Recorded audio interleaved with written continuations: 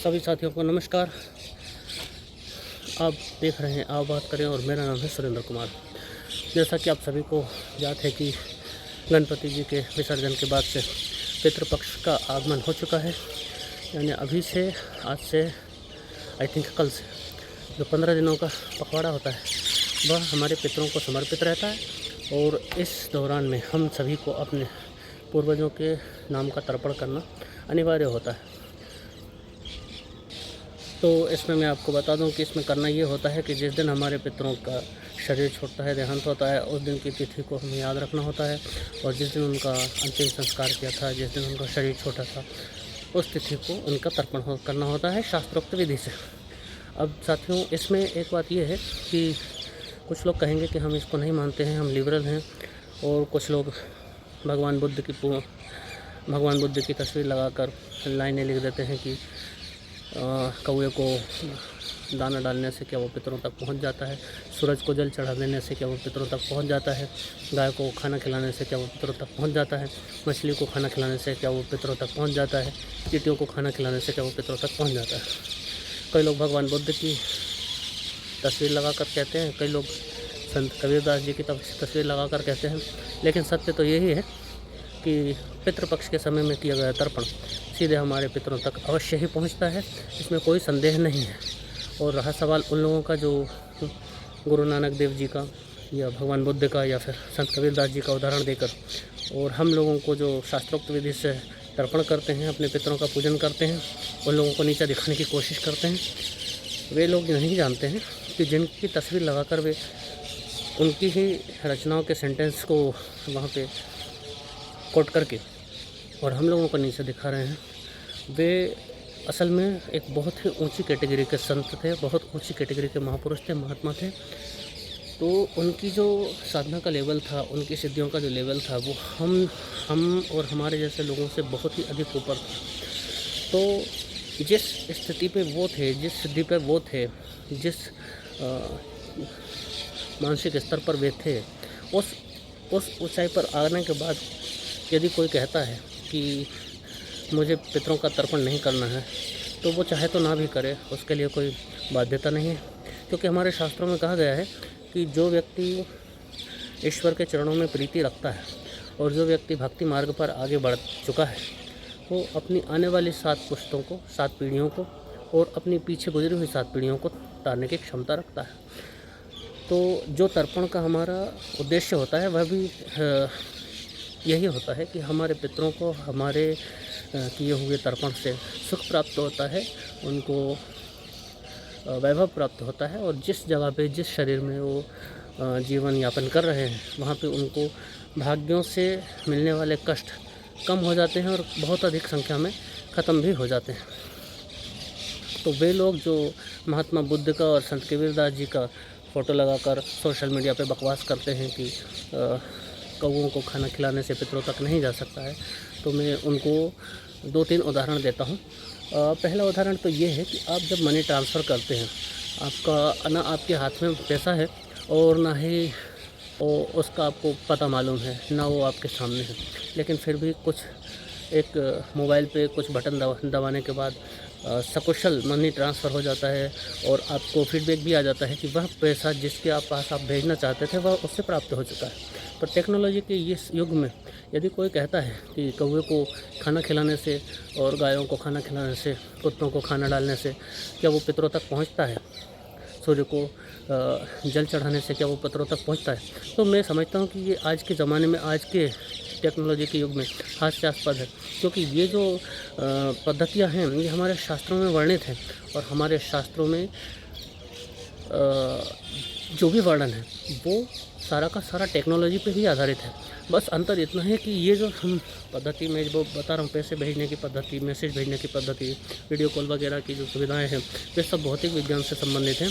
और ये जो श्राद्ध की पद्धति है, ये जो पूजा पाठ कर्मकांड की पद्धति है, ये आध्यात्मिक टेक्नोलॉजी है। तो अच्छा, इसके अलावा में कुछ लोग कहेंगे कि हम लोग तो ये सब बातों को नहीं मान सकते हैं क्योंकि हमारी किताब में लिखा गया है कि काफिरों के जो किताबें हैं वो सब गुमराही का रास्ता दिखाती हैं, गुमराह करती हैं, आपका ईमान उससे कमज़ोर पड़ जाएगा और आपको जन्नत नहीं मिलेगी, एक्सेट्रा एक्सेट्रा, जिस तरह की कल्पनाएँ वो लोग करते हैं। और उन कल्पनाओं को आगे रखकर और हमारे जो वैदिक सिद्धांत हैं, शास्त्रीय सिद्धांत हैं, भारत के जो मूल सिद्धांत हैं, उनसे पीछा हटते हैं, उनसे पल्ला झाड़ने की कोशिश करते हैं। तो उन लोगों को भी मैं एक यही बात कहूँगा कि यदि आपके शास्त्र जिन्हें आप फॉलो करते हो, यदि वे इस तरह की टेक्नोलॉजी से युक्त हैं, तो आप बेशक आप इन सब बातों को ना मानें। चलता है कि आपका उद्देश्य पूर्ण होना चाहिए, चाहे वो किसी भी पद्धति से हो। यदि आपके शास्त्रों में जिन्हें आप फॉलो करते हैं, आपके धर्म के बड़े बड़े जो उपदेशक हैं, उनसे आप प्रश्न कहिए, प्रश्न कीजिए। यदि वे आपको आपके प्रश्न का समुचित समाधान देते हैं और आपको संतुष्ट करते हैं, तो आप चाहें तो इन सिद्धांतों को अवॉइड भी कर सकते हैं, इसमें कोई बुरी बात नहीं है। और यदि उनके पास वह सिद्धांत नहीं है जहाँ पे हमारे पूर्वजों को हमारे द्वारा किए हुए कार्यों का, हमारे द्वारा किए हुए कर्मों का पुण्य फल प्राप्त होने की उनके पास कोई विधि नहीं है, तो आप वैदिक संस्कारों से युक्त भारतीय संस्कृति, भारतीय सनातन शास्त्रों से में जो वर्णित उद्देश्य हैं, वर्णित पूजा पद्धतियाँ हैं, इनसे युक्त आप अपना कर्मकांड कीजिए और इसी पितृपक्ष के पखवाड़े में अपने उन सभी पूर्वजों का श्राद्ध कीजिए, उनका तर्पण कीजिए, जिन्हें आज हमारे बीच में नहीं हैं, क्योंकि हमारे द्वारा जो आज किया गया तर्पण है उनको आगे चल के बहुत अच्छे सुखों को प्रदान करने वाला रहेगा। और हाँ, इसी वीडियो में मैं एक बात और स्पष्ट कर देना चाहता हूँ कि कई सारे लोग हैं जो जातिवादी हैं, तो वे अलग सिद्धांत लेकर चलते हैं। वे कहते हैं कि भाई हम ब्राह्मणवादी सिद्धांतों को नहीं मानते हैं और इसलिए हम इन सब पाखंडों में नहीं पड़ते हैं। श्राद्ध पक्ष को पाखंड कहते हैं। तो मैं ये बात और स्पष्ट कर दूं कि ये जो श्राद्ध पक्ष में, पितृपक्ष में जो तर्पण का कार्य होता है, ये पाखंड नहीं होता है। जो लोग उसे पाखंड कह रहे हैं, या तो वे इसे जानते ही नहीं, इस सिद्धांत को जानते नहीं हैं, इस टेक्नोलॉजी को जानते नहीं हैं, और या फिर वे सनातन धर्म से घृणा करते हैं। इस घृणा से युक्त होकर वे ये सब बातें, तो वे लोग हैं जो ऐसी दुर्भावना से ग्रस्त होते हैं और उसी दुर्भावना से ग्रस्त होकर ऐसी बचकाना बातें करते हैं, शेख चिल्ले टाइप की बातें करते हैं।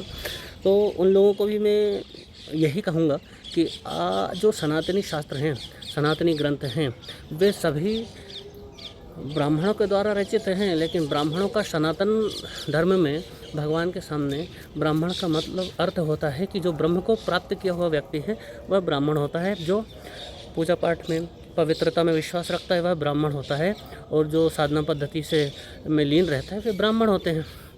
तो जो लोग कहते हैं कि ये ब्राह्मणवादी सिद्धांत हैं, हम इनको नहीं मानेंगे, तो मैं ये स्पष्ट कर देना चाहता हूँ कि जो सनातनी शास्त्र हैं वे सारे के सारे ऋषियों के द्वारा रचित शास्त्र हैं। ये सनातनी शास्त्र जो हैं वो ऋषियों द्वारा रचित हैं। जाति सूचक जो ब्राह्मणों की बात यहाँ पे ये लोग कहते हैं, जाति सूचक किसी भी व्यक्ति ने कोई शास्त्र नहीं रचा है, चाहे वो ब्राह्मण हो, चाहे क्षत्रिय हो, चाहे कोई भी हो, एनीवन इज एक्सेट्रा एक्सेट्रा।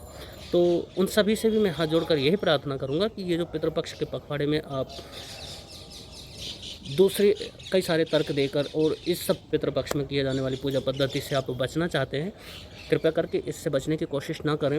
ये हमारे हित में है। हमारे पूर्वजों तक जब हम सुख पहुंचाएंगे तभी वह सुख उनके आशीर्वाद के रूप में हमको वापस मिलेगा। आपने देखा होगा कि कई सारे लोग अपने भाग्य से परेशान रहते हैं, वो अच्छा करना चाहते हैं लेकिन उनके साथ बुरा होता है। वो कहते हैं कि हम तो कभी किसी का बुरा नहीं करते, लेकिन फिर भी हमारे साथ ऐसा ही क्यों होता है। हम बहुत कोशिश करते हैं आगे बढ़ने की, लेकिन आगे नहीं बढ़ पाते हैं।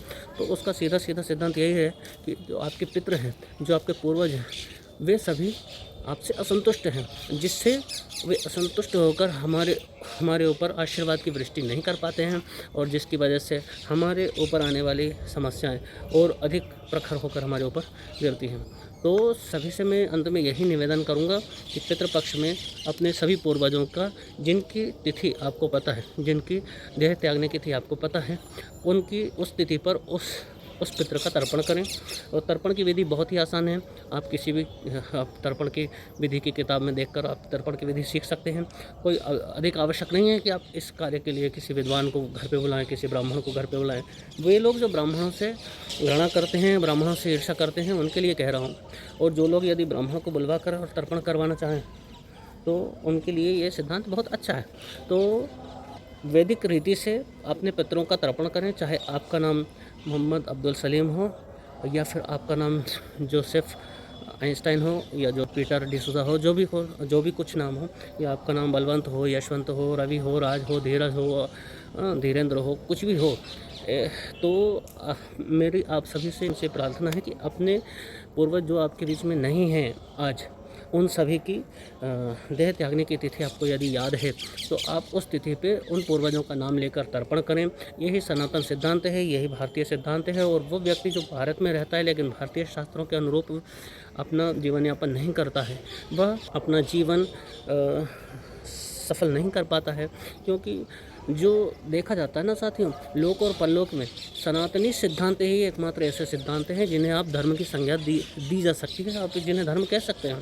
जैसे यदि आप स्वयं सुखी होना चाहते हैं तो दूसरों को सुख दीजिए, तो आप सुखी होंगे। हमारी किसी किताब में, किसी धर्म ग्रंथ में ये नहीं कहा कि भाई कोई आस्था के आधार पर यदि हमसे विपरीत कार्य करता है तो आप उसका सिर काट दीजिए, तब आपको स्वर्ग प्राप्ति होगी। कई सारे विचारधाराएँ, मानसिकताएँ ऐसी हैं जिनमें उनके शास्त्र ऐसी बातें करते हैं, और उन बातों पे यकीन करके लोग ऐसी मूर्खता भरी हरकतें भी करते हैं और उन पे आधारित जीवन यापन करते हैं। तो इन सभी चीज़ों का हमारे सिद्धांतों में, हमारे सनातनी धर्म शास्त्रों में ऐसा कोई उल्लेख है नहीं है, और हमें इस बात का गर्व है। हम जीव मात्र की उन्नति चाहते हैं, जीव मात्र की संतुष्टि चाहते हैं, क्योंकि हमारे भगवान यही चाहते हैं। हमारे यहाँ कहा जाता है कि घट घट में भगवान है, तो घट घट में जब भगवान है तो जीव मात्र में भी भगवान है। जिसका आप गला काटना चाहते हैं उसमें भी भगवान है, और जिसका आप रक्षण करते हैं उसमें भी भगवान है। तो जिसका आप रक्षण करते हैं उसके रूप में भगवान आपको आशीर्वाद देते हैं, और जिसका आप गला काट रहे हैं उसके रूप में भगवान आपको श्राप देते हैं। और आपके जीवन में आने वाले सुख और दुख आपके खुद के कर्मों के कारण आते हैं। तो यदि कोई कहता है कि मैं तो कभी किसी का बुरा नहीं करता लेकिन मेरे साथ हमेशा बुरा हो जाता है, तो उन लोगों को इस चीज़ का विचार करना चाहिए कि इस जीवन में चाहे उसने कोई बुराई नहीं की हो, कुछ बुरा नहीं किया हो, लेकिन पूर्व जन्मों में उसने ऐसे कुछ कर्म किए होंगे जिनके कारण से आज उन्हें इन सभी तकलीफों का, इन सभी दुखों का सामना करना पड़ रहा है। एक बात और मैं आपको यहाँ बता दूँ कि हमारा सनातनी सिद्धांत, हमारे भारतीय शास्त्रों का सिद्धांत जन्म जन्मांतर में विश्वास रखता है, और जन्म जन्मांतर की ऐसी कई सारी घटनाएँ हैं जो समय समय पर समाज के सामने आती हैं, लेकिन बाकी कोई दूसरी मानसिकता इस सिद्धांत पर विश्वास नहीं करती है। तो आप इसी से अंदाज़ा लगा सकते हैं कि किस विचारधारा में वास्तविकता है और कौन सी विचारधारा मनोकल्पित है, और अपने बुद्धि से इसका आप निर्णय करके और अपने जीवन में सनातनी सिद्धांतों का निर्वहन करें और अपने जीवन को सुखी बनाएं, अपने साथ साथ में अपने एनवायरनमेंट को सुखी बनाएं, और अपने संपर्क में आने वाले जीवों को भी अभय का दाम दें। इसी के साथ आज्ञा चाहता हूँ।